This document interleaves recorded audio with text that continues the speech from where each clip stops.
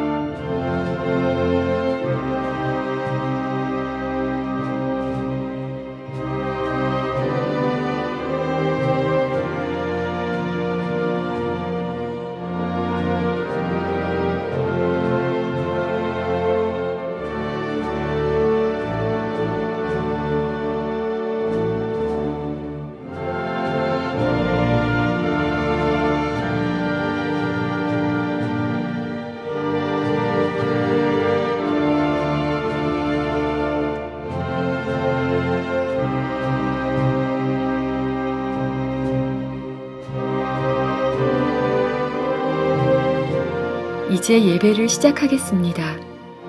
하나님의 영께서 우리의 예배에 임재하여 주시기를 간절히 바랍니다. 묵상 기도하심으로 하나님께 우리의 마음을 드리겠습니다.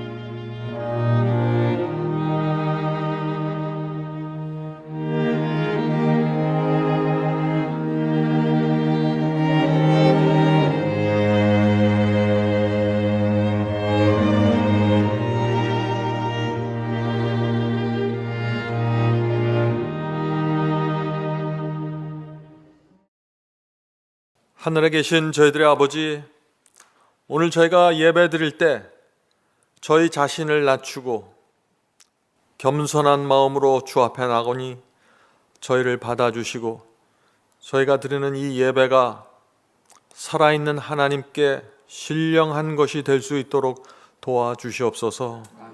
예수님의 이름으로 간절하게 기도드립니다. 아멘.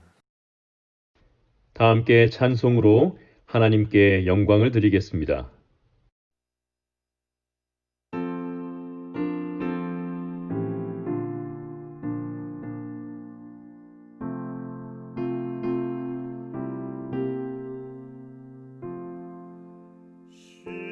십자가로 가까이 나를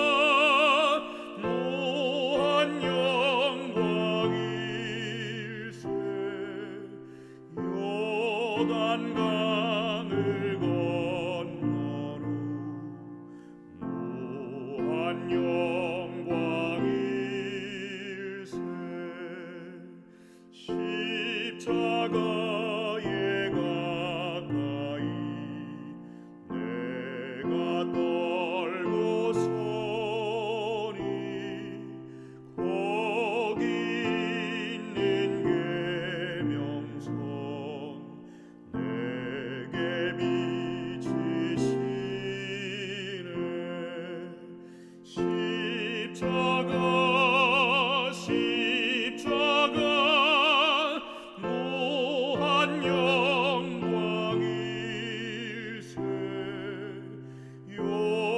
요단강을 건너루 무한 영광일세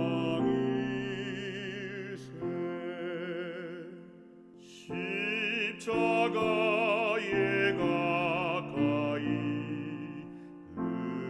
의지하고 서서 계속 천국 가도록 항상 머물겠네 십자가 무한 영광일세 요단강을 건너루 무한 영광일세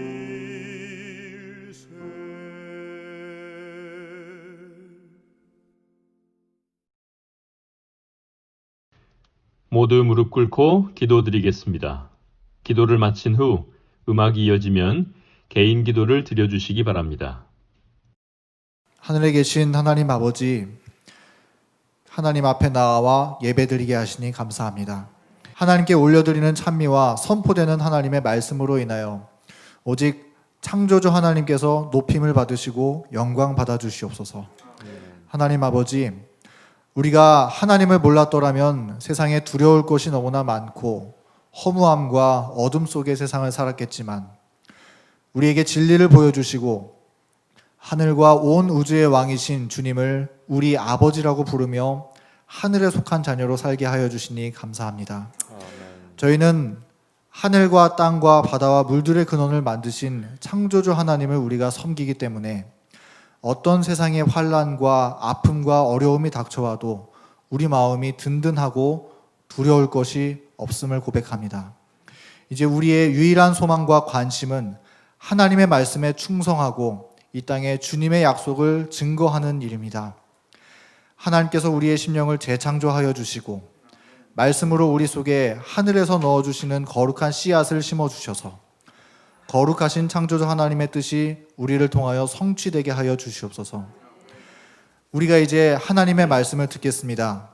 성령께서 동행하여 주시고 우리의 심령에 꼭 필요한 진리들을 새겨 주시옵소서. 말씀을 듣는 우리가 마음을 열고 말씀 안에서 반짝이는 보화를 발견하고 다가오는 한 주를 말씀으로 살아가는 용기와 힘을 얻는 귀한 시간이 될 수 있도록 인도하여 주시옵소서. 예수님의 이름으로 기도드립니다. 아멘.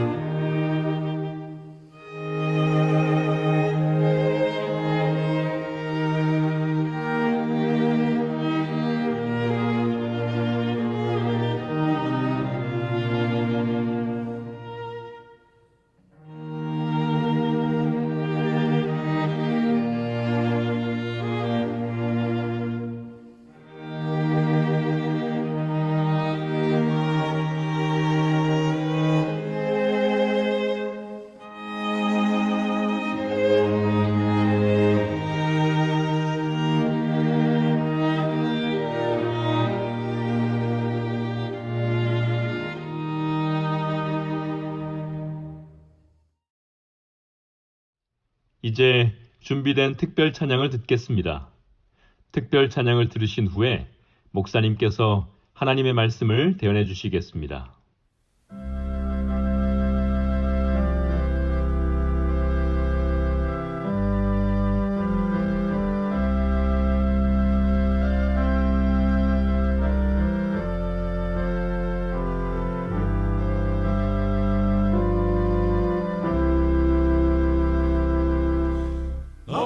갈 길 다가도록 예수 인도하시니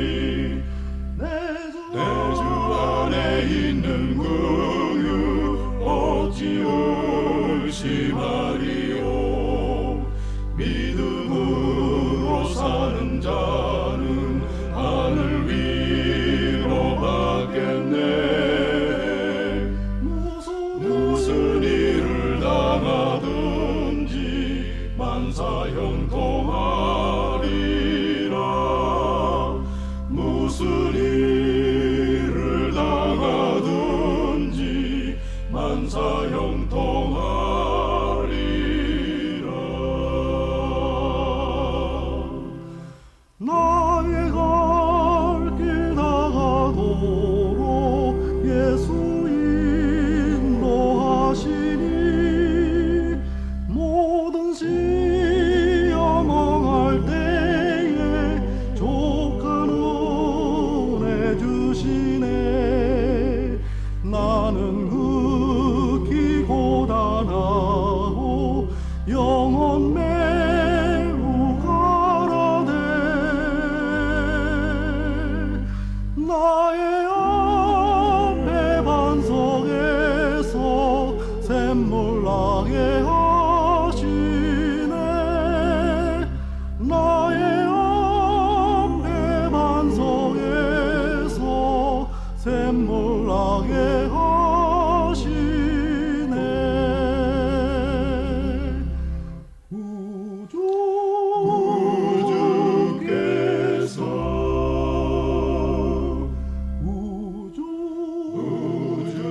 우주께서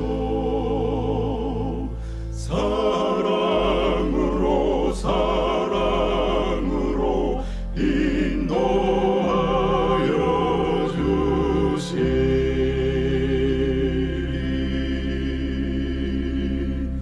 생명 강가로.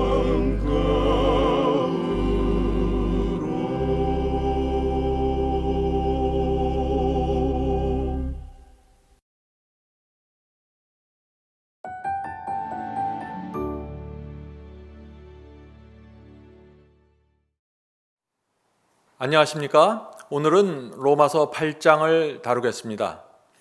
바울은 로마서 매 장마다 중요한 이슈를 다루었습니다. 그리고 7장에 와서 그리스도인이 계속해서 죄에 끌려다니는 심각한 문제를 다루었습니다. 그리고 7장 마지막에서 그리스도인 심령 속에 남겨지는 이 죄에 끌려다니는 그리스도인에게 남겨지는 깊은 고민을 기록했습니다. 로마서 7장 24절입니다. 오호라 나는 곤고한 사람이로다. 이 사망의 몸에서 누가 나를 건져내랴. 성도 여러분, 이것이 주님을 따르는 그리스도인이 갖게 되는 고민이고 딜레마입니다. 가장 밑바닥에 깔려있는 그리스도인의 고민입니다. 성도 여러분, 우리가 어떻게 하면 이 고민에서 벗어날 수 있을까요? 이 질문에 대한 답을 갖고 있는 성도들이 하나님의 자녀가 되는 것입니다. 성도 여러분, 이번 기회에 바이블 칼리지에 오셔서 로마서를 공부해 보시기 바랍니다. 여러분의 구원과 영생을 위해서 꼭 필요한 복음과 기별이 준비되어 있습니다. 바울은 이 로마서 8장에서 복음의 아주 구체적인 경험을 설명합니다. 그래서 제가 이 로마서 8장을 좋아하고 아주 강조하는 말씀이 이 로마서 8장인지 여러분들 잘 아시죠? 성도 여러분, 인간의 두뇌에는 고등 능력과 저등 능력이 있다고 합니다. Higher power and lower power입니다. 높은 능력과 좀 저등한 능력이 있다 하는 것입니다. 이 고등 능력이라는 것은 지성, 자유의지, 양심과 같은 능력을 얘기하는 것입니다. 이 고등 능력은 두뇌 앞 이마에 있습니다. 전두엽이라고 하죠. 이곳에서 선택과 결정이 이루어지는 것입니다. 그래서 성경은 하나님의 인이 앞 이마에 인쳐진다고 하는 것입니다. 저등 능력이 있는데 저등 능력은 우리의 식욕, 열정, 욕망입니다. 이것도 하나님께서 처음 창조하실 때 주신 것입니다. 그래서 우리가 먹고 싶은 욕망을 느끼고 또 아름다움을 보면서 감탄하는 그런 마음의 정서가 생기는 것입니다. 죄를 범하기 전에는 이 고등 능력이 저등 능력을 지배하고 컨트롤했습니다. 다시 말해서 지성과 자유의지와 양심이 식욕과 욕망을 적당하게 조절했다는 것입니다. 하나님의 뜻대로 그래서 살 수 있었던 것입니다. 그래서 아담과 하와에게 순종은 자연스러운 것이었습니다. 그러나 이 아담과 하와가 선악과를 따먹게 되었죠. 죄가 들어왔습니다. 어떤 문제가 생겼나요? 인간의 본성에 큰 문제가 생겼습니다. 어떤 문제가 생겼냐면은 저등 능력 속에서 악한 욕망과 탐욕이 강력하게 올라오기 시작했다는 것입니다. 그리고 그런 저등 능력이 고등 능력을 지배하는 성향을 갖게 되었습니다. 그래서 인간은 자유의지를 갖고 있지만 자기 마음대로 행사하지 못하고 그것을 의지를 행사하지 못하고 저등 능력에 끌려가서 죄를 자꾸 범하게 되는 일이 생긴 것입니다. 성도 여러분, 이 아담의 모든 후손은 바로 이런 상태로 태어난다는 것입니다. 그래서 예수께서 거듭나야 한다고 말씀하시는 것입니다. 새 마음을 받아야 한다는 것입니다. 날마다 성령의 은혜와 도우심이 필요한 것입니다. 그래서 왜냐하면 이 저등 능력이 자꾸 치고 올라오기 때문이죠. 성령께서 역사하야만 하나님께서 인간을 창조하신 대로 고등 능력이 저등한 이 욕망을 조절하고 지배하는 삶을 살 수 있게 된다는 것입니다. 하나님의 말씀에 순종할 수 있는 것이죠. 그래서 로마서 8장에서 이 바울은 이 고등 능력이 저등 능력을 지배하는 경험이 어떻게 우리 속에서 실제적으로 이루어질 수 있는지, 성령의 능력으로 이것이 어떻게 이루어지는지 그것을 설명해 주고 있다는 것입니다. 로마서 8장 10절을 보겠습니다. 이 킹제임스 성경으로 읽겠습니다. 로마서 8장 10절입니다. 또 그리스도께서 너희 안에 계시면, 성도 여러분, 바로 이것이 고등 능력이 저등한 욕망을 지배하는 방법입니다. 무엇이에요? 그리스도께서 우리 안에 계셔야 하는 것입니다. 그래서 빌립보 2장 5절에 너희 안에 이 마음을 품으라 이는 그리스도의 예수의 마음이니, 예수의 마음을 우리가 받아야 우리의 앞이마에 있는 양심과 의지와 선택의 능력이 저등한 육체의 정욕과 이 욕망을 좌절시킬 수 있다는 것입니다. 자, 계속해서 읽어보죠. 그리스도께서 너희 안에 계시면 몸은 죄로 인하여 죽은 것이나 성령은 의를 인하여 생명이 되느니라. 우리 몸은 죽을 수밖에 없는 몸입니다. 그러나 그리스도께서 우리 안에 계시면 성령을 통해서 생명을 받게 된다는 것입니다. 우리가 그리스도 밖으로 나가면은, 성령께서 우리 안에서 역사를 하지 않으면은 우리는 저등한 능력에 지배받고 살아가는데, 성령께서 우리 안에 계시면은 우리 안에 생명이 거하시기 때문에 우리가 살아있는 그리스도인으로 살 수 있다는 것입니다. 성도 여러분, 우리가 잘 아는 말씀이지만 예수께서 우리 안에 계시면 성령께서 영적으로 죽은 우리를 살리셔서 순종할 수 있게 해주는 것입니다. 이것은 기적의 경험입니다. 이것은 기적이에요. 바울은 이 기적의 경험을 이 로마서 8장에서 아주 자세하게 설명합니다. 로마서 8장 11절 보겠습니다. 로마서 8장 11절. 예수를 죽은 자 가운데서 살리신 이의 성령이 너희 안에 거하시면, 지금 앞에서는 그리스도께서 우리 안에 거하시면이라고 했는데 여기서는 성령이 너희 안에 거하시면, 예수를 무덤에서 살리신 그 성령이 바로 우리 안에 거하신다는 것입니다. 성령이 우리 안에 거하면 어떤 일이 생길까요? 바울이 계속해서 설명합니다. 예수를 죽은 자 가운데 살리신 이의 성령이 너희 안에 거하시면 그리스도 예수를 죽은 자 가운데서 살리신 성령이 너희 안에 거하시는 그의 영으로 말미암아 너희 죽을 몸도 살리시리라. 성도 여러분, 이것이 복음입니다. 그냥 예수를 지적으로 믿고 동의하는 것이 아니에요. 예수를 무덤에서 살리셨던 그 성령께서 우리 속에 들어오셔서 육으로 육체로 끌려가던 사람이 성령을 따라서 가는 그런 변화가 일어난다는 것입니다. 제가 그리스도를 영접했을 때 가장 문제가 되었던 것이 바로 이 경험이었습니다. 제가 알고 있는 몇 가지 말씀에 순종하는데 문제가 없었습니다. 교회에서 사람들에게 친절하게 대하는데 문제가 없었습니다. 교회에서 봉사하고 헌금을 드리는데 문제가 없었습니다. 그런데 성령을 통해서 죽은 내가 살아나는 경험이 뭔지를 모르는 것입니다. 그래서 시험과 유혹이 올 때 육신에서 올라오는 이 충동을 물리치고 성령을 따라갈 수 없었던 것입니다. 시험과 유혹이 오면은 무기력하게 죄에 끌려가는 것입니다. 보통 때는 멀쩡합니다. 그런데 시험이 오면은 무너지는 것입니다. 성령께서 내 양심 속에서 그렇게 하지 말라고 호소함에도 불구하고 그 음성을 따라갈 수 없었던 것입니다. 성도 여러분, 오늘날 많은 그리스도인들에게 이것이 큰 고민이 되고 있는 것입니다. 아무것도 아닌 일에 화를 내게 되는 것, 경쟁하게 되는 것, 그리스도께 하나님께 굴복하지 못하는 것, 이런 문제들에서 빠져나오지 못하는 것입니다. 우리가 몸이 피곤할 땐 물론 그럴 수가 있죠. 그러나 이것은 지금 그 문제가 아닙니다. 몸이 정상적인 컨디션 하에 있는데, 분명히 하나님의 말씀을 듣고 있는데 굴복하지 못하는 것입니다. 진리가 뭔지를 아는데 순종하지 못하는 것입니다. 저는 그래서 로마서 8장에 이런 말씀을 읽고 깊은 좌절 속에 빠졌습니다. 왜 그러냐면 바로 저에게 이 로마서 8장의 경험이 없다는 사실을 제가 깨달았기 때문이죠. 그래서 저는 오랜 세월 동안 제가 이런 질문을 마음에 품고 살 수밖에 없었습니다. 어떻게 해야 내가 성령을 따르는 사람이 될 수 있을까? 어떻게 하면 유혹이 올 때 성령께 굴복할 수 있을까? 도대체 이 경험이 어떤 것인가 하는 것입니다. 성도 여러분, 오늘 이 질문은 굉장히 중요한 질문입니다. 오늘 강의에서 이 질문에 대한 답을 우리는 반드시 찾아야 하는 것이죠. 자, 바울은 그래서 이 로마서 8장에서 우리가 육신을 물리치고 성령을 따라갈 수 있는 세 가지 경험을 우리에게 소개하는 것입니다. 이 세 가지 경험이야말로 로마서 7장에서 빠져나오는 길이 되는 것입니다. 자, 첫 번째 경험 보겠습니다. 로마서 8장 12절. 첫 번째 경험은 그러므로 형제들아 우리가 빚진 자로 돼 육신에게 줘서 육신대로 살 것이 아니니라. 성도 여러분, 어떤 사람이 여기서 육신대로 끌려가지 않는다고 했죠? 빚진 자의 심령을 받은 사람입니다. 바로 여기에 제 문제가 있었던 것입니다. 저는 주님의 뜻대로 살려고 노력했습니다. 하나님의 말씀에 순종하기를 원했어요. 그런데 이 빚진 자의 심령이 뭔지를 모른 채 제가 죄를 이기려고 하고 육체의 욕망을 저지하려고 했던 것입니다. 내 힘으로 이것도 순종하고 저것도 해보려고 했지만 처절하게 실패할 수밖에 없었죠. 그래서 오랜 세월 동안 제가 길을 잃고 방황한 것입니다.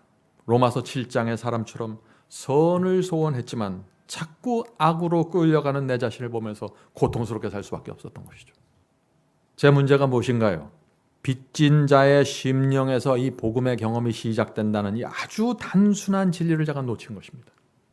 그런데 이 로마서 8장을 통해서 이 빚진 자의 심령에 대한 빛을 제가 본 다음에 제 신앙과 마음에 큰 혁명이 생긴 것입니다.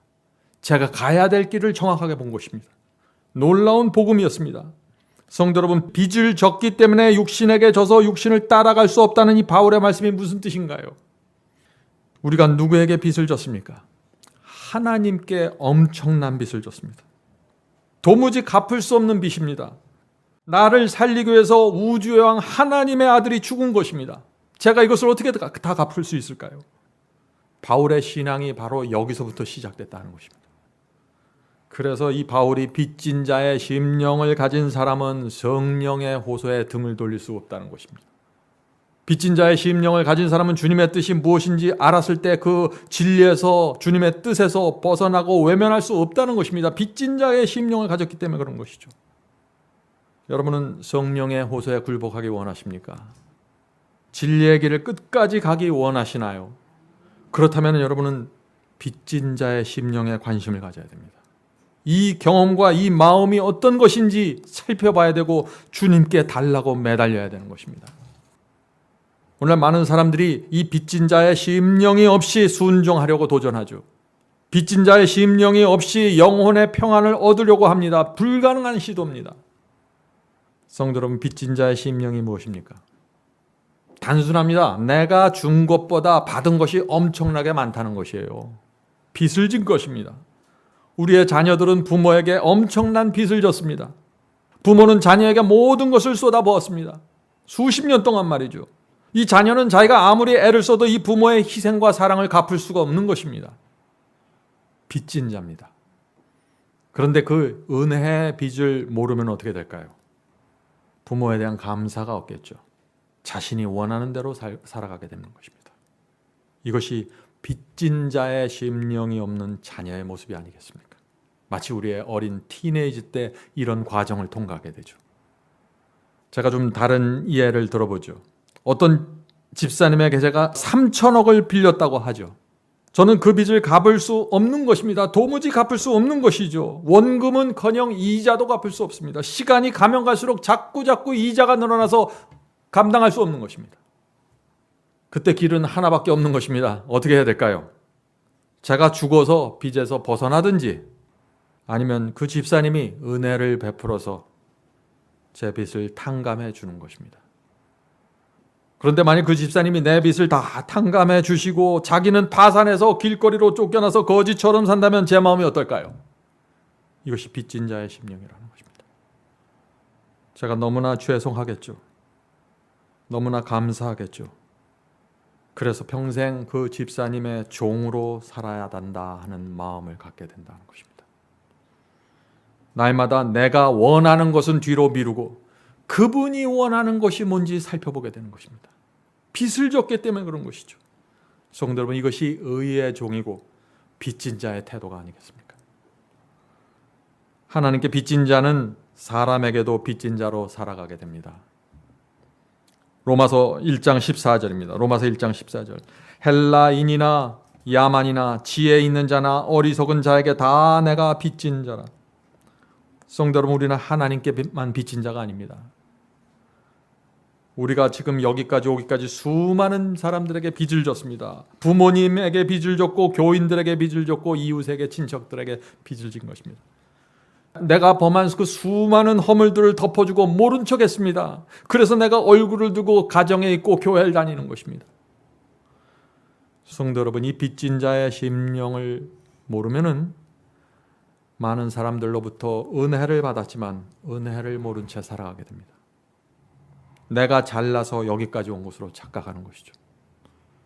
성도 여러분, 우리는 날마다 아침마다 너는 빚을 진 사람이다 라는 성령의 음성, 하늘의 음성을 들어야 됩니다.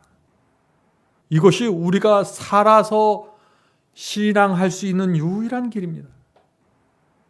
한 가지 우리가 이해해야 할 것이 있는데, 이 빚진 자의 심령이라는 것은 한 번에 완전하게 생기는 것이 아닙니다. 많은 분들이 이걸 오해해갖고 나는 빚진 자의 심령이 없는데 어떻게 합니까? 자꾸 얘기를 하는데 오늘 말씀을 좀 잘 들어보시기 바랍니다. 도무지 갚을 수 없는 엄청난 빚을 지면 어떻게 돼요? 세월이 가면 갈수록 이자가 늘어나기 때문에 그 빚은 점점 더 크게 늘어나는 것입니다. 은혜의 빚도 마찬가지입니다. 점점 더 크게 늘어납니다. 죄를 범할 때마다 그리스도의 피로 죄사함을 받아야 합니다. 은혜가 늘어납니다. 죄를 범할 때마다 은혜는 자꾸만 늘어나는 것입니다. 그 하나님의 은혜를 갚을 길이 없는 것입니다. 그래서 우리가 하나님께 모든 것을 바치고 순종하고 헌신하고 희생한다고 할지라도 내가 다 갚았다고 말할 수가 없는 것입니다. 그래서 교만해질 수 없고 율법주의자로 세상을 살아갈 수 없는 것입니다. 주여, 제가 이것밖에 드리지 못해서 죄송합니다. 내 마음과 생애를 다 드리고도 제가 주님 앞에 나가서 이렇게 말할 수밖에 없다는 것입니다. 주여, 제가 이것밖에 드리지 못해서 죄송합니다. 주님의 은혜가 없으면 저는 사형수이고 도무지 벗어날 수 없습니다 라고 고백할 수밖에 없다는 것입니다. 성도 여러분, 그래서 이 빚진 자의 심령이란 점점 더 깊이 새겨지게 되는 것입니다. 말씀을 읽고 주님의 사랑을 깨달을 때마다 은혜의 빚이 점점 늘어나게 되는 것입니다. 죄를 범하고 고통 속에서 눈물로 기도할 때마다 하나님께 더 무거운 빚을 지게 되는 것입니다. 그래서 하나님의 종으로, 하나님의 노예로 이 세상을 살아가게 되는 것입니다. 그런데 처참한 것이 아니죠. 감사하고 행복하고 주님의 은혜가 너무나 감사해서 주여, 나는 당신의 노예로 살겠습니다. 이것이 빚진 자의 심령이고 의의 종입니다. 성도 여러분, 이 바울도 다메섹에서 예수를 만났을 때 이 빚진 자의 심령을 한꺼번에 받은 것이 아니죠. 그때부터 시작해서 바울의 경험은 점점 더 깊어갔습니다. 우리도 마찬가지라는 것입니다. 지금 당장 내 경험이 부족하다고 할지라도 그래서 좌절할 필요가 없는 것입니다. 우리가 믿는 것이 진리가 확실하다면 우리가 부족할지라도 진리를 붙잡고 계속해서 걸어가는 것이 필요합니다. 그렇게 하면 성령께서 우리의 경험을 점점 더 분명하게 해주시고 견고하게 인도해 주신다는 것입니다. 얼마나 감사합니까? 이 모든 것은 성령의 역사로 이루어지는 것입니다. 중요한 것은 내가 진리를 붙잡고 있어야 된다는 것입니다. 자, 두 번째 경험 넘어가겠습니다. 두 번째 경험, 로마서 8장 13절. 우리가 육신대로 살면 반드시 죽을 것이로되 성령으로서 몸의 행실을 죽이면 살리리. 자, 여기서 바울이 무엇을 말하나요?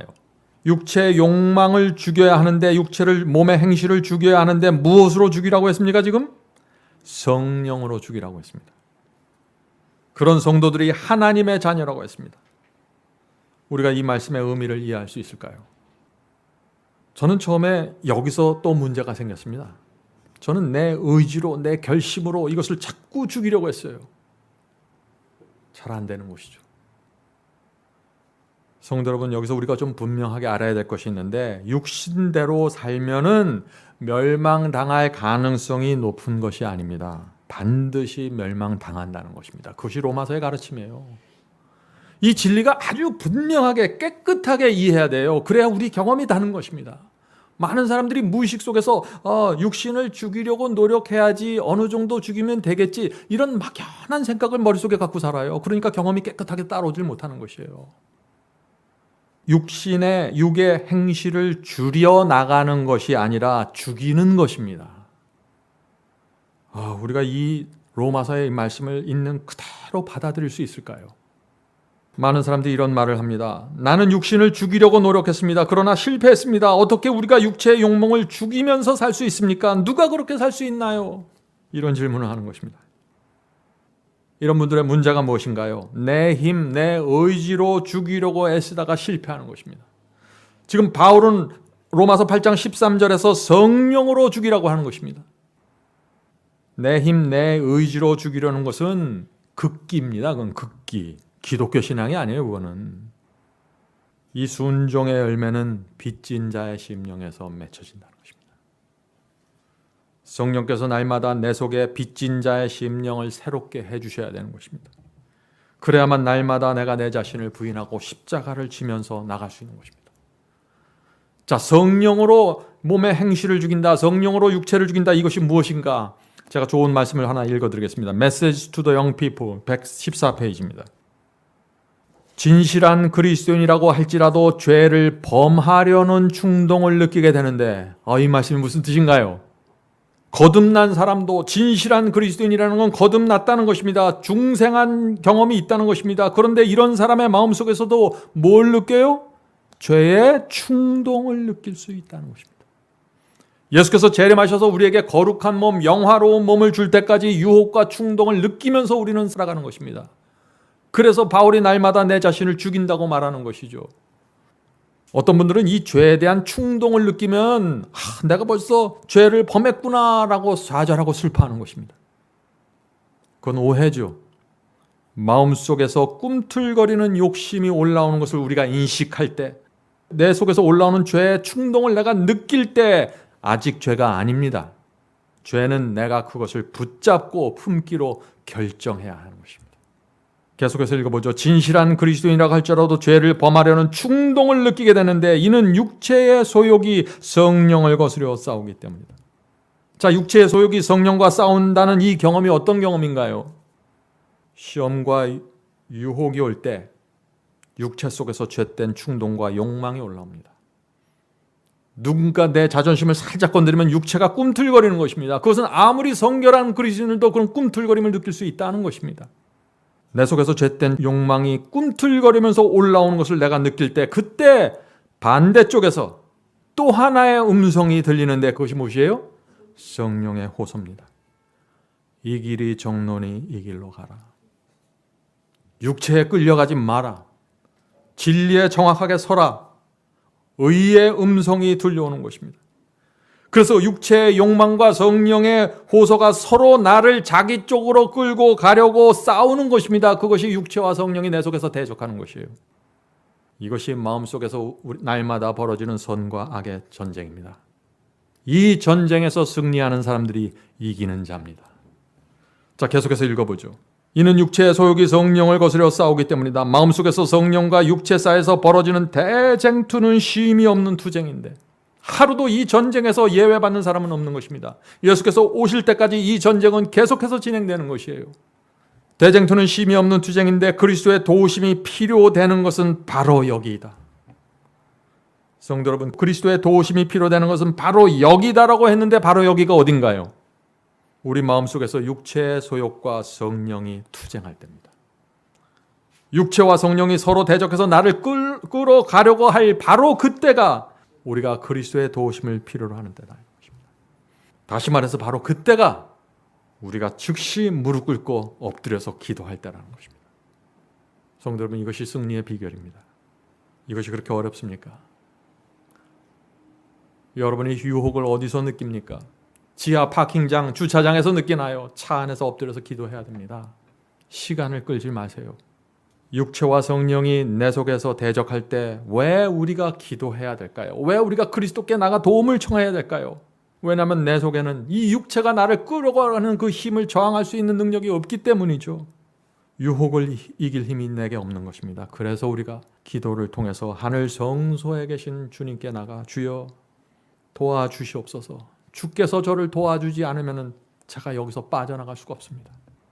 이런 간절한 기도가 필요한 것입니다.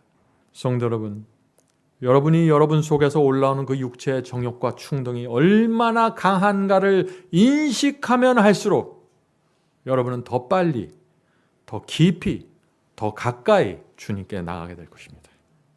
이것이 영성입니다. 하나님께서 우리의 그런 기도에 응답하실까요? 반드시 응답하십니다. 그것은 성경의 약속이에요. 성경은 승리를 약속하고 있는 것입니다.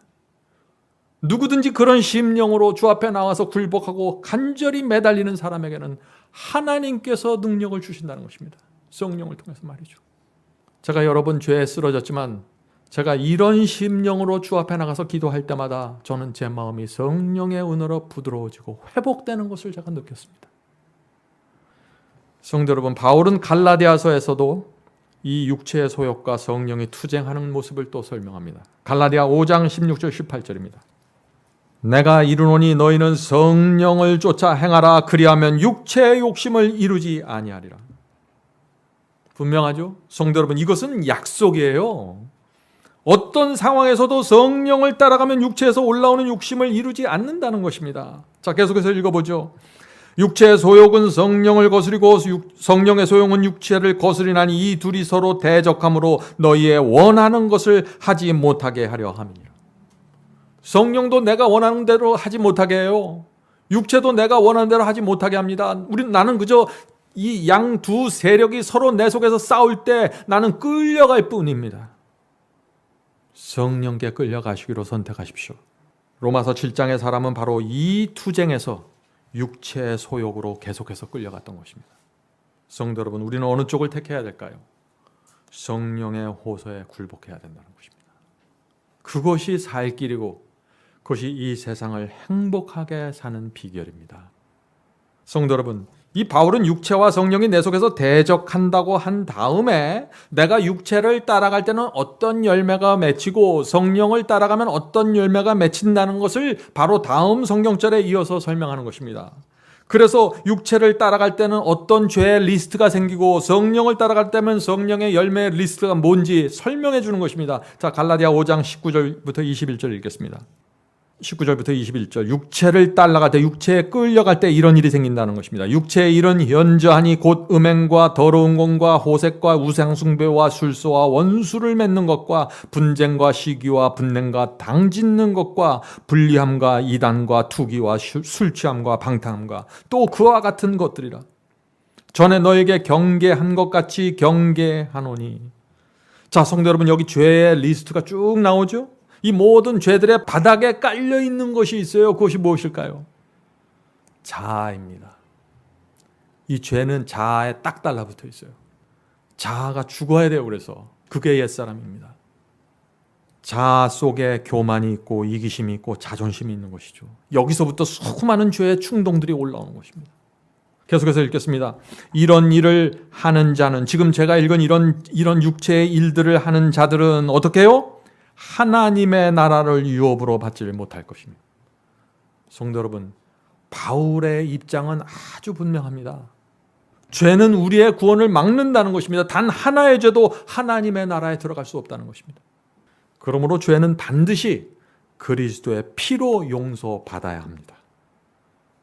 죄의 충동이 올 때 그것을 십자가에 못 박아야 하는 것입니다. 용서받든지 그 죄의 충동을 십자가에 못 박아야 하는 것입니다. 성도 여러분, 육체의 충동을 줄이려고 노력하라는 것이 아닙니다. 육체를 죽이라고 말하고 있는 것입니다. 십자가에 못 박아야 된다는 것입니다. 성도 여러분, 정말 이 경험이 가능할까요? 가능하죠. 첫 번째는 그리스도의 사랑과 은혜가 우리를 빚진 자의 심령으로 인도하기 때문에 가능한 것입니다. 이것이 하나님의 사랑과 은혜에 압도되어 있는 이 빚진 자의 심령이 아니면 안 되는 것이에요. 이것은 두 번째 가능한 이유는 죄의 충동이 올라올 때 반대쪽에서 우리를 잡아당기는 강력한 힘이 있기 때문에 되는 것입니다. 이것이 그 강력한 힘이 무엇인가요? 성령의 힘입니다. 성령께서 우리를 구원하기 위해서 강력하게 호소하고 우리를 강압적으로 인도하시는 것입니다. 그래서 성령께 굴복하는 성도는 육체를 십자가에 못 박는 데까지 나가게 된다는 것이죠. 그런 사람들에게 성령의 열매가 맺힌다는 것입니다. 그런 사람들에게 말이죠. 갈라디아 5장 22절부터 24절입니다. 성령께 끌려가는 사람들에게 맺히는 열매입니다. 오직 성령의 열매는 사랑과 희락과 화평과 오래 참음과 자비와 양선과 충성과 온유와 절제니 이 같은 것을 금지할 법이 없느니라. 자, 성령의 열매를 금지할 법이 없다고 했는데 이 말씀이 무슨 뜻인가요? 성령을 따르면 반드시 이런 열매가 맺힌다는 것입니다. 아무도 이것을 금지할 수가 없어요. 성령을 따라가기만 하면은. 자, 어떤 사람들에게 성령이 맺힐까요? 바울이 다시 설명합니다. 예수 그리스도의 사람들은 육체와 함께 그 정과 욕심을 십자가에 못 박았느니라. 이 말씀이 무슨 뜻입니까? 육체의 정욕을 십자가에 못 박으면서 살아가는 사람들에게 성령의 열매가 맺힌다는 것입니다. 성령의 열매가 맺힌다는 것이 뭐예요? 그 사람의 분위기가, 그 사람의 속에서 아름다운 분위기가 나오고 아름다운 향기가 나온다는 것입니다. 그것을 가리켜 사랑, 희락, 화평, 오래 참음이라고 쭉 리스트를 넣어놓은 것이죠. 성도 여러분, 우리가 예수를 믿을 때 아름다운 분위기가 나옵니까? 정말 기도하면서 이것을 간구해야 되는 것입니다. 로마서로 돌아가겠습니다. 로마서 8장 14절입니다. 무릇 하나님의 영으로 인도함을 받는 그들은 하나님의 아들이라. 바울은 아주 분명한 이야기를 계속해서 하는 것입니다. 누가 하나님의 아들이에요? 하나님의 영, 성령으로 인도받는 사람들. 여기 오해할 것이 전혀 없죠. 믿는다고 해서 모두 하나님의 자녀가 되는 것이 아니라는 것입니다. 성령을 따라가야 된다는 것입니다. 성도 여러분, 이 바울이 로마서와 갈라디아에서 계속해서 같은 말을 반복하고 있는 모습이 보이시나요? 육신을 따르지 않고 성령을 따르는 것이 그만큼 중요한 그리스도인의 경험이라고 지금 말하고 있는 것입니다. 세 번째 경험, 복음의 중심으로 들어가는 세 번째 경험입니다. 로마서 8장 15절입니다. 너희는 다시 무서워하는 종의 영, 노예의 영을 받지 아니하였고 양자의 영, 하나님의 아들이 되는 양을 받았느니라. 아바, 아버지라 부르짖느니라. 자, 바울이 여기서 무엇을 말하나요? 바울은 로마서 8장에서 그리스도인을 두 그룹으로 나누어서 설명하고 있는 것입니다. 어떻게 나누었어요? 한쪽에선 육신을 따라가는 사람들이 있었습니다. 또 한쪽에선 성령을 따라가는 사람들이 있다는 것입니다. 그런데 이 8장 15절에 와서는 종의 영을 가진 사람들과 양자의 영을 가진 사람들로 다시 구분하는 것입니다. 성도 여러분, 양자의 영을 받은 사람들이 어떤 사람들이죠? 하나님의 자녀가 되는 마음을 받았다는 것입니다. 그래서 아바, 아버지라고 부르는 것이죠. 아바가 뭐예요? 아빠라는 뜻이에요. 하나님을 나의 아빠라고 부를 수 있는 마음을 받는 것입니다. 누가 아빠라고 하나요? 저같이 나이 든 사람이 아빠라고 안 하죠? 어린 아이들이 아버지를 daddy라고 부르는 거예요. daddy. 아빠. 조금만 어려운 일이 있으면 금방 아빠한테 달려가서 아빠 나 도와주세요. 양자의 영입니다. 이것이. 우리도 마찬가지입니다. 우리가 정말 양자의 영을 받으면 하나님을 이렇게 부르게 되는 것입니다. 디모데후서 1장 7절 보겠습니다. 디모데후서 1장 7절 현대인 성경으로 읽겠습니다. 하나님께서 우리에게 주신 마음은 두려워하는 마음이 아니라 종의 영이 아닙니다. 하나님께서 우리에게 주신 마음은 하나님을 두려워하는 마음이 아니에요. 그건 하나님께서 주신 마음이 아니에요. 그것은 하나님께서 우리에게 주신 마음은 두려워하는 마음이 아니라 능력과 사랑과 절제하는 마음을 주셨나니. 양자의 영은요, 하나님을 두려워하는 마음이 아닙니다. 양자의 영을 받는다는 것은 능력과 사랑과 절제하는 마음을 갖는 것이에요. 자, 이 단어 하나를 잘 보세요. 이게 복음의 균형입니다. 지금 성도 여러분, 양자의 영을 받는 것 어떤 경험입니까? 타락하고 헐벗고 멸망당해야 될 한 영혼이 하나님의 자녀가 된다는 것입니다. 이것은 상상을 넘어서는 경험이에요. 양자의 영을 받을 때 정말 죽어야 될 영혼이 하나님의 자녀가 되는 것입니다. 이것은 상상으로 철학적으로 무슨 상상해서 만들어내는 어떤 느낌이 아니에요. 우주의 왕이시고 왕 중의 왕이시고 창조주 하나님의 아들과 딸이 된다는 것입니다. 그래서 우리의 마음에 감동이 있는 것이에요. 창조주 하나님이 나의 아버지가 되는 것입니다. 그런 사람에게 두려울 것이 뭐가 있습니까? 성도 여러분, 정말 하나님이 우리의 아버지가 되면은 어떤 일이 생길까요? 하나님이 하늘에 대저택을 짓고 있고 상상할 수 없는 유산을 주기 위해서 우리를 기다리고 있다는 것이 현실이고 그것이 사실이라면 우리가 어떻게 변해야 될까요? 하나님께서 이 양자의 영을 받은 성도들을 데리고 가기 위해서 반드시 이 땅에 오실 것이라는 사실을 내가 믿으면 어떻게 될까요? 우리가 어떻게 살아야 될까요? 돈 때문에 고민하지 않게 됩니다. 이 세상에 이런저런 사소한 문제 때문에 다투지 않게 됩니다. 염려로 애태우고 이 땅에서 땅 따먹기 하면서 살게 되질 않습니다. 양자영을 받으면 그렇게 되는 거예요. 이 양자영을 받으면 그래서 날마다 감사와 기대와 감격으로 살게 된다는 것입니다. 어깨를 펴고 하늘에 계신 내 아빠, 내 아버지를 바라보면서 살게 되는 것입니다. 성도 여러분, 이것이 그리스도인의 모습 아닙니까? 빌립보서 3장 20절 보겠습니다. 빌립보서 3장 20절.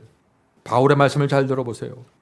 오직 우리의 시민권은 하늘에 있는지라 거기로서 구원하는 자 곧 주 예수 그리스도를 기다리노니. 성도 여러분, 그리스도인은 주민등록증 갖고 사는 사람들이 아니에요.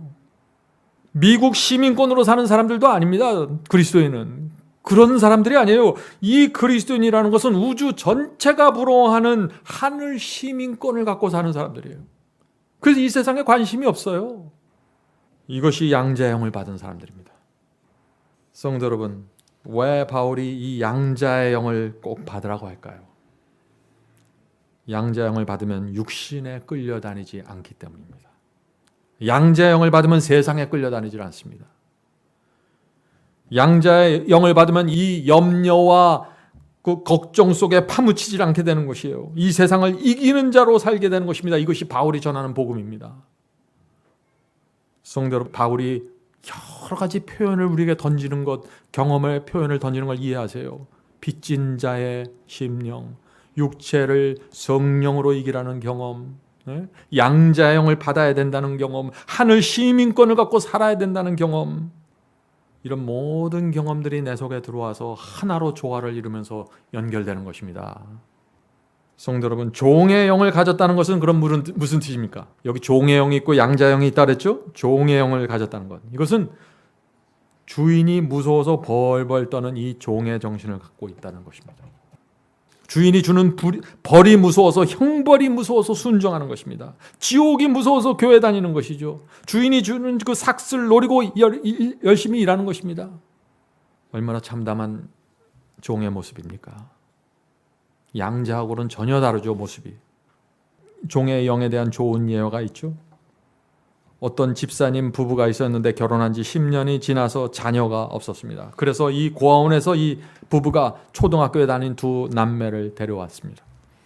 이 두 아이는 완벽한 자녀라고 했습니다. 이 두 아이는 남매입니다.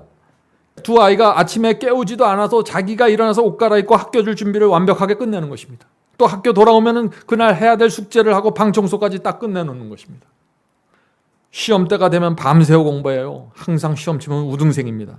장난감 가게 데려가도 아무것도 만지지 않아요. 엄마 아빠가 딱 손에 쥐어줄 때까지는 움직이지 않는다고 그래요. 누가 봐도 완벽한 자녀죠.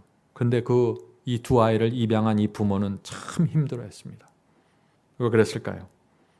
두 아이가 이 엄마 아빠의 눈치를 늘 살피기 때문이죠. 말 안 듣고 공부 못하면 날 다시 고아원으로 돌려보낼까 봐 늘 두려워하면서 사는 것입니다. 내가 오빠보다 못하고 내가 동생보다 못하면 나를 다시 고아원에 보내면 어떨까 해서 이 두 남매가 늘 경쟁하면서 살아가는 것입니다. 종의 영입니다. 양자의 영이 아니에요. 부모와 전혀 사랑의 교제가 이루어지지 않은 것입니다. 만일 여러분의 자녀들이 이런 태도로 여러분을 대하면 어떨까요? 뭘 시키면 눈치 보면서 이거 안 하면 아빠가 어떻게 할까? 엄마가 어떻게 할까? 성도 여러분, 이 종의 영을 받는 그리스도의 모습이 어떤 것인지 보이십니까? 오늘 많은 그리스도인들이 이렇게 살아가고 있어요. 우리가 종의 영으로 순종하고 노력하고 봉사하면 하나님의 마음이 기쁠까요? 아니죠. 전혀 기쁘지 않습니다. 어떤 면에서 순종하면 할수록 오히려 주님의 마음에 깊은 상처와 슬픔을 주는 것입니다. 이 두 아이를 입양한 부모의 마음도 딱 이랬어요. 이 두 아이가 열심히 하면 할수록, 엄마 아빠에게 잘해주려고 하면 할수록 이 엄마 아빠 마음이 더 슬퍼지는 것입니다. 왜냐하면 저희들이 왜 저렇게 열심히 하는지 알기 때문이죠. 성도 여러분, 이 순종은 하나님의 마음에 기쁨을 드리는 순종이어야 합니다. 하나님께 기쁨을 드리려면 어떻게 해야 되나요? 아이가 아빠에게 온 마음을 맡기고 의지하는 것처럼, 아빠 하면서 아빠를 믿고 따라가는 것처럼 그렇게 하나님을 믿고 따라가셔야 되는 것입니다. 양자의 영을 받으면 그래서 더 이상 형벌이나 보상 때문에 하나님을 따르지 않습니다. 구원받기 위해서 하나님을 따르지 않아요. 지옥 가지 않으려고 헌금 내고 봉사하는 것이 아니라는 것입니다. 양자의 영을 받으면 하나님께서 내 아버지이기 때문에 그분을 위해서 모든 것을 드리는 것입니다. 성도 여러분, 우리는 모두는 종의 영을 받고 태어납니다. 그래서 그리스도의 사랑과 은혜 안으로 들어가지 않으면은, 빚진 자의 심령을 받지 않으면은 이 종의 영에서 빠져나올 수가 없는 것입니다. 그래서 많은 그리스도인들이 주님을 믿는다고 하지만은 불행하게 사는 것이에요. 로마서 8장 16절 보겠습니다. 로마서 8장 16절입니다. 성령이 친히 우리 영으로 더불어 우리가 하나님의 자녀인 것을 증거하시나니. 여기 놀라운 말씀이 나옵니다. 성령께서는 우리가 하나님의 자녀라는 사실을 증거해 주신다는 것입니다. 어떻게 증거해 주실까요? 시험과 유혹이 올 때, 시련이 올 때 우리가 육체의 정욕과 충동을 따르지 않고 성령을 따라가면은 성령께서 우리를 보면서 하나님, 이 사람은 하나님의 자녀가 맞습니다라고 증거해 주신다는 것이에요. 우리가 화가 나려고 할 때, 욕심이 올라오려고 할 때 믿음으로 그것을 십자가에 못 박고 성령의 인도하심을 따라가면 성령께서 하나님을 향해서 하나님, 이 사람은 하나님의 사람이 맞습니다, 이렇게 증거해 주신다는 것입니다. 성도 여러분, 성령께서 아무나 하나님의 자녀라고 증거하는 것이 아니라는 것입니다. 빚진 자의 심령으로 육신을 물리칠 때 성령께서 하늘을 향해서 이 사람은 주의 자녀가 맞습니다라고 증거해 주신다는 것입니다. 이 증거를 받은 사람의 마음속에 영혼의 평안이 있는 것입니다. 로마서 8장 17절 보겠습니다. 로마서 8장 17절. 자녀이면 또한 후사 곧 하나님의 상속자요 그리스도와 함께한 상속자이니. 자, 바울이 여기서 또 놀라운 말씀을 하죠. 하나님의 자녀이면 하나님의 상속자가 되는데 그리스도와 함께 상속자가 된다는 것입니다. 하나님께서 그리스도에게 주시는 것을 우리에게 함께 주신다는 것입니다. 성도 여러분, 단순히 천국 가는 것이 아니에요. 그리스도께서 누리는 것을 우리도 누리게 된다는 것입니다. 이 말씀을 우리가 믿을 수 있을까요? 예수께서 이런 말씀을 그래서 하셨습니다. 라오디게아 교회에게 하신 말씀입니다. 이기는 그에게는, 자, 라오디게아 교회에서 죄와 세상을 이긴 성도들에게 지금 주시는 말씀이죠. 이기는 그에게는 내가 내 보좌에 함께 앉게 하여 주기를, 내가 이기고 아버지 보좌에 함께 앉은 것과 같이 하리라. 그리스도와 같은 보좌에 앉게 해주시겠다는 것입니다. 세상에 이런 영광이 어디 있어요? 성도 여러분, 우리가 이 세상을 어떻게 살아야 될까요? 그리스도와 함께 앉을 사람처럼 살아야 되지 않을까요? 하늘 왕의 상속자처럼 살아야 되지 않을까요? 어떤 분이 이런 예화를 했습니다. 어떤 재벌이 있는데 그 재벌에게 아주 어린 아들이 있었습니다. 이 아들은 아무것도 없어요. 지금 상속받은 게 없어요. 제로예요. 은행도 없어요. 근데 아무도 이 아들을 가난하다고 보질 않습니다. 아무것도 가지지 않는데 이 세상 가장 부자로 이 아이를 대합니다. 이 아이도 그렇게 살아가요. 이것이 상속자입니다. 여러분의 얼굴에 나는 상속자다라고 써 있어야 돼요. 그것이 그리스도인의 삶입니다. 로마서 8장 17절 계속 읽겠습니다. 우리가 그와 함께 그리스도와 함께 영광을 받기 위하여 고난도 함께 받아야 될 것이니라. 성도 여러분, 어떤 사람이 성령께 너는 하나님의 자녀라는 증거를 받습니까? 주님을 위해서 고난까지 받는 성도입니다. 사도행전 14장 22절에 이런 말씀이 있는 것입니다. 사도행전 14장 22절.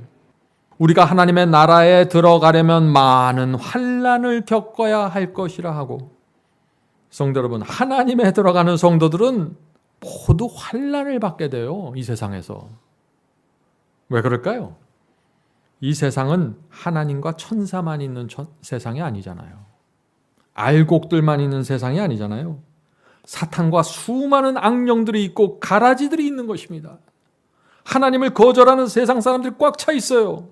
그들이 시험을 주고 유혹을 하는 것입니다. 계속해서 환난이 없을 수가 없는 것입니다. 그런데 그것을 믿음으로 견디는 자들이 하늘을 상속받는다는 것이에요. 그것이 믿음이에요. 그래서 믿음은 세상을 이기는 것입니다. 놀라운 사실은 하나님께서 이런 모든 환난을 이용해서 구원의 역사를 우리 마음속에서 이루신다는 것입니다. 환난 속에서 성도들의 신앙과 성품을 연단시키고 변화시켜 나가시는 것입니다. 성도 여러분, 저와 여러분이 살고 있는 이 세상은 순간으로 지나가게 될 것입니다. 여러분의 지나간 생애를 한번 살펴보세요. 얼마나 빨리 지나갔습니까? 그러나 이 세상이 짧다는 것을 인식하고 끝까지 충성하시길 바랍니다. 그러면 하나님께서 상을 주실 것입니다. 반드시 상을 주실 것입니다. 진리를 따르기 위해서 바친 여러분의 단 하나의 희생도 하나님께서 잊지 않으세요. 모두 기억하시고 기념책에 기록하신다고 했어요. 그래서 이 세상을 우리는 나그네로 살아가는 것입니다. 하늘 가는 나그네 말이죠. 그래서 베드로전서 2장 11절에 이런 말씀이 있는 것입니다. 베드로전서 2장 11절. 사도 베드로의 말을 들어보시기 바랍니다. 사랑하는 자들아, 거류민과 나그네 같은 너희를 권하노니 영혼을 거스려 싸우는 육체의 정욕을 제어하라. 성도 여러분, 베드로는 지금 어떻게 육체의 정욕을 제어하라고 지금 말하고 있죠? 나그네가 되라고 말하는 것이죠. 지금 나그네가 돼야만 경쟁하는 정신에서 풀려나게 되는 것입니다. 영혼의 평안이 있는 것입니다. 나그네가 되지 않으면 어떻게 될까요? 세상에서 심지어 교회 안에서까지 내가 어떤 대접을 받아야 마음이 편안해요. 인정을 받아야 마음이 편안한 것입니다. 내가 원하는 만큼 대우받지 못하면 어떻게 돼요? 속상하죠. 원통하죠. 원망이 생기는 것입니다. 그래서 나를 무너뜨리는 것이죠. 그런 것들이. 나그네가 아닙니다.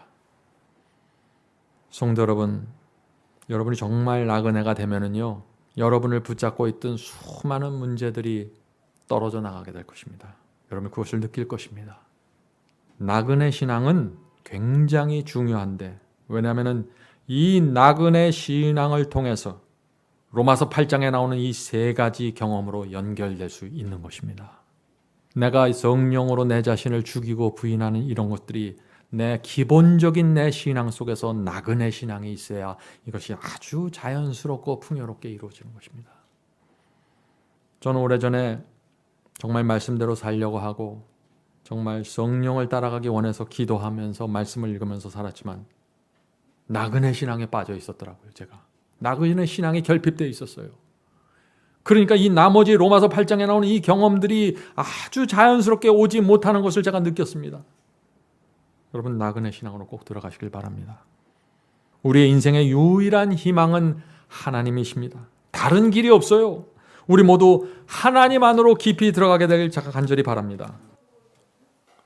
성도 여러분, 여러분이 정말 이 세상을 나그네로 살면은 여러분을 괴롭히는 인생의 많은 문제들과 숙제들로부터 벗어나게 될 것입니다. 우리는 나그네 신앙으로 들어가야 하는 것입니다. 나그네 신앙은 정말 중요한 것입니다. 우리는 이 나그네 신앙을 통해서 로마서 8장에서 오늘 배운 이 세 가지 경험으로 깊이 들어가게 되는 것입니다. 성령으로 나를 십자가에 못 박고 십자가를 지는 그 주님을 따르는 그 길을 걸으려면 나그네 신앙으로 가야 하는 것입니다. 저는 오래전에 저를 부인하고 십자가를 지는 이 문제에 대해서 고민하고 이 경험을 가지려고 애를 썼습니다. 그런데 자꾸 실패하고 넘어졌습니다. 그때 저는 제 신앙에 무엇이 문제인지 몰랐습니다. 그러다가 성령께서 내 자신의 모습을 보여주기 시작하셨습니다. 그때 내 문제는 나그네 신앙이 없었던 것이었습니다. 나그네 신앙이 없으면서 좁은 길을 가려고 했고 주님의 말씀에 순종하려고 한 것이 제 문제였습니다. 그런 신앙으로는 로마서 8장에 오늘 나눈 우리 이 세 가지 경험을 이해할 수 없고 경험할 수 없는 것이죠. 성도 여러분, 우리 인생의 유일한 희망은 하나님이십니다. 다른 길이 없는 것입니다. 하나님을 바라보면서 이 땅을 나그네로 가야 하는 것입니다. 그렇게 할 때 성령께서 우리 속에서 이 복음의 경험을 실제화하시면서 우리를 하나님의 자녀가 되는 길로 인도해 주십니다. 하늘에 계신 저희들의 아버지, 하나님께서 이렇게 복음의 경험을 자세히 구체적으로 설명해 주시는데 저희가 이 경험을 놓칠 수가 없습니다. 주여, 로마서 8장에 나오는 이 세 가지 경험이 저희 속에 들어와서 저희의 육신을 죽이고 빚진 자의 심령과 양자의 영과 성령으로 나를 죽이는 경험으로 깊이 들어갈 수 있도록 도와주시옵소서. 하늘에 계신 아버지, 저희는 정말 원합니다. 주께서 저희를 아십니다. 주여, 저희가 지금 부족하지만은 이 경험이 무엇인지 저희가 알기 원하고 경험하기를 원합니다. 도와주시고 불쌍히 여겨주시고 인도해 주시옵소서. 하늘에 계신 아버지, 저희가 이 세상을 나그네로 살길 원합니다. 이 세상이 안개처럼 사라질 것을 저희가 압니다. 주여, 영원히 이 세상에 남는 것은 하나님의 말씀과 저희의 신앙과 저희의 마음이오니 주께서 지켜주시고 저희를 하나님의 말씀 위에 세워주시옵소서. 오늘 기도하는 성도들에게 함께하여 주셔서 정말 로마서 8장의 복음이 무엇인지 경험하고 이 세상을 참된 행복과 영혼의 평안을 갖고 살 수 있도록 도와주시옵소서. 하나님의 영광이 저희 속에서 드러날 수 있도록 도와주시옵소서. 예수님의 이름으로 간절히 기도드립니다.